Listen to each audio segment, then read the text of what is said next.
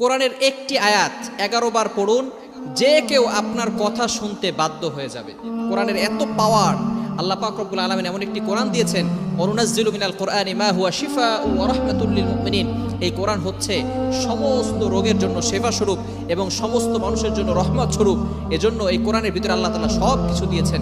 আপনি কোরআনের চমৎকার একটি আয়াত রয়েছে, ছোট্ট একটি আয়াতের অংশ, এটা যদি আপনি পড়তে পারেন এবং 11 বার পড়ে যদি ওই মানুষের কথাটা চিন্তা করতে পারেন, তাহলে আল্লাহ পাক রব্বুল আলামিন ওই মানুষকে, সে যেই হোক না কেন, আপনাকে বাধ্য করে দিবেন। তবে ভালো করে মনে রাখতে হবে, এটা হারাম কাজে লাগানো যাবে না, অবৈধ কাজে এটাকে খরচ করা যাবে না, হালাল পন্থায় খরচ করতে হবে। অনেক পিতামাতা পেরেশান হয়ে গেছে যে সন্তান কথা শুনে না, সন্তান পিতামাতার বাধ্য হয় না। অনেক সময় দেখা যাচ্ছে যে মেয়ে খারাপ কাজ করতেছে, ছেলে খারাপ কাজ করতেছে, কিন্তু মা বাবা কিছু করতেও পারতেছে না। এজন্য পিতামাতা যদি এই আয়াতটি 11 বার পড়ে, তাহলে সন্তান তার কথা